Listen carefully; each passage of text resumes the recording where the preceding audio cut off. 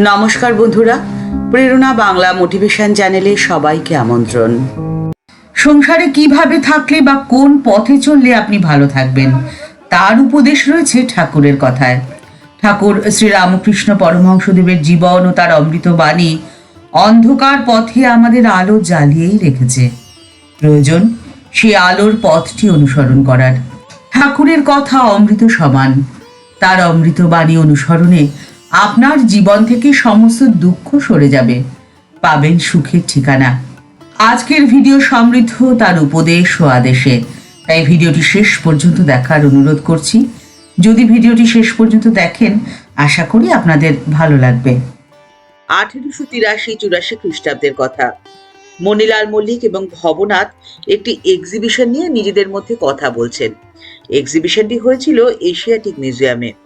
সেখানে অনেক রাজারা বহু মূল্য সব জিনিস পাঠিয়েছিলেন, সোনার খাট, সোনার চেয়ার ইত্যাদি নানান বহুমূল্য জিনিস। ঠাকুর তাদের কথা শুনে হেসে বললেন, হ্যাঁ, সেখানে গেলে একটা বেশ লাভ হয় বটে। ওইসব সোনার জিনিস, রাজার জিনিস দেখে সব হাঁ হয়ে যায়। আমি যখন প্রথম কলকাতায় আসতাম, তখন হৃদে আমাকে লাট সাহেবের বাড়ি দেখাতো। হৃদে আমাকে বলতো, ওই দেখো মামা, ওইটা হলো লাট সাহেবের বাড়ি। কত বড় বড় থাম, কি সুন্দর রং, কত সুন্দর তার কারুকাজ। কিন্তু মা আমাকে দেখিয়ে দিলেন, সেগুলো মাটির ইট ছাড়া অন্য কিছুই নয়। মাটির ইট পরপর সাজানো রয়েছে, তাই অত উঁচু হয়েছে। টাকা পয়সা, সম্পত্তি, বাড়ি গাড়ির পেছনে ছুটে চলা সকাল সন্ধে, কিন্তু সবই মিথ্যে, সবই ফাঁকি। ঠাকুর বলছেন, দেখো, সম্পত্তি দুদিনের জন্য, কিন্তু ঈশ্বর, তিনি চিরন্তন, চিরদিনের। যেমন বাজিকর আর তার বাজি। বাজি দেখে সব অবাক হয়ে যায়, কিন্তু বাস্তবে সবই মিথ্যে, বাজিকরই সত্যি। এখন প্রশ্ন হলো, তাহলে কি অর্থ উপার্জন করব না? অর্থের প্রয়োজন তো অবশ্যম্ভাবী। অর্থ ছাড়া কিছুই তো সম্ভব নয়। ঠাকুর বলছেন, সংসারী লোকেদের সংসার ধর্ম তো করতেই হবে, তবে তাদের মন আর মুখ এই দুটো এক করে কাজ করতে হয়। মন জানবে যে সে ভগবানের সংসারে রয়েছে মাত্র, তার কিছুই নেই। যেমন বাবু আর তার বাগান।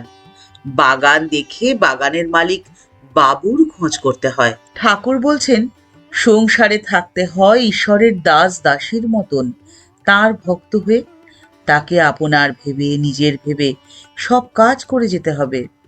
সুখেই থাকো আর দুঃখেই থাকো, সব সময় তাকে স্মরণে রেখে সব কাজ করে যেতে হয়। যেমন দেখো না পাণ্ডবেরা করেছিল, তাই তো ভগবান স্বয়ং তাদের সহায় ছিলেন। তোমরা দুঃখের দিনে তার শরণাপন্ন হলে, কিন্তু সুখে তাকে ভুলে গেলে। ধন সম্পত্তি ঐশ্বর্যের মায়ায় তার নাম গুণগান করতে ভুলে গেলে চলবে কেন? মন যদি কামিনী আর কাঞ্চনে আসক্তই হয়ে রইল, তবে সেই মনে ঈশ্বর আরাধনা কিভাবে করবে? ঠাকুর বলছেন, সংসার হলো কর্মক্ষেত্র। কর্ম করতে করতে তবে জ্ঞান হয়। গুরু বলেছেন, এই সব কর্ম করো আর এইসব কর্ম করো না। তিনি আবার নিষ্কাম কর্মের উপদেশ দেন। কর্ম করতে করতে মনের ময়লা ধীরে ধীরে কেটে যায়। ঠিক যেমন ভালো ডাক্তারের হাতে পড়লে ঔষধ খেতে খেতে যেমনই রোগ হোক না কেন সেরে ওঠে। কেন তিনি সংসার থেকে ছাড়েন না? রোগ সারবে তবে তো ছাড়বেন। কামিনী কাঞ্চন ভোগ করতে ইচ্ছে যখন তোমাদের চলে যাবে, তখন তিনি ছাড়বেন। ঠিক যেমন দেখো না, হাসপাতালে নাম লেখালে পালিয়ে আসার জো নেই। রোগের কসুর থাকলে ডাক্তার সাহেব কিছুতেই ছাড়বেন না। ঠাকুর শ্রী রামকৃষ্ণ পরমহংসদেব দক্ষিণেশ্বর মন্দিরে নিজের ঘরে বসে রয়েছেন। সেখানে রয়েছে রাখাল, মাস্টার প্রভৃতি 2-1 ভক্ত।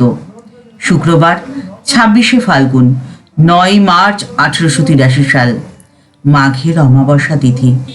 সকাল বেলা 8টা-9টা হবে।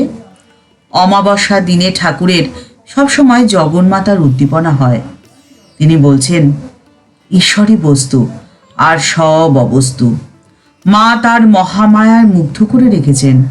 মানুষের ভেতরে দেখো বদ্ধজীবী বেশি, এত কষ্ট, এত দুঃখ পায়, তবুও সেই কামিনী কাঞ্চনেই আসক্তি। কাঁটা ঘাস খেয়ে উটের মুখ দিয়ে দরদর করে রক্ত পড়ে, কিন্তু তবুও সে আবার কাঁটা ঘাসই খায়। তাহলে এই ক্ষণস্থায়ী পার্থিব ভোগ আর সুখের পেছনে দৌড়ানোর অর্থ কি? বিশিষ্ট চিন্তাবিদরা বলছেন যে আমরা সবাই সুখ বা হ্যাপিনেসের পেছনে দৌড়ই।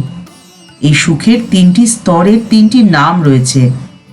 যখন আমরা আমাদের শরীর দিয়ে সুখ অনুভব করি, তখন সেই সুখকে বলে আমোদ প্রমোদ বা ইন্দ্রিয় তৃপ্তি বা প্লেজার। কিন্তু যখন আমরা আমাদের মন, আমাদের বুদ্ধি দিয়ে সুখ অনুভব করি, তাকে বলে সন্তোষ বা জয়।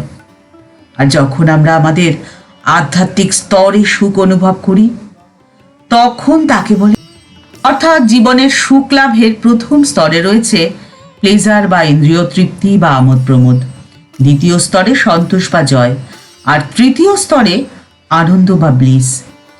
আমাদের জীবনে আমরা যদি আনন্দ পেতে চাই, তাহলে আমাদের প্রথম 2টি স্তরকে পার করে আসতে হবে। জীবনের সর্বোচ্চ সুখ বা আনন্দ লাভের পথে প্রথম 2টি স্তর আমরা কিভাবে পার করতে পারি, তার রয়েছে 3টি উপায়। প্রথম, জায়গার জিনিস জায়গায় রাখার অভ্যেস করা।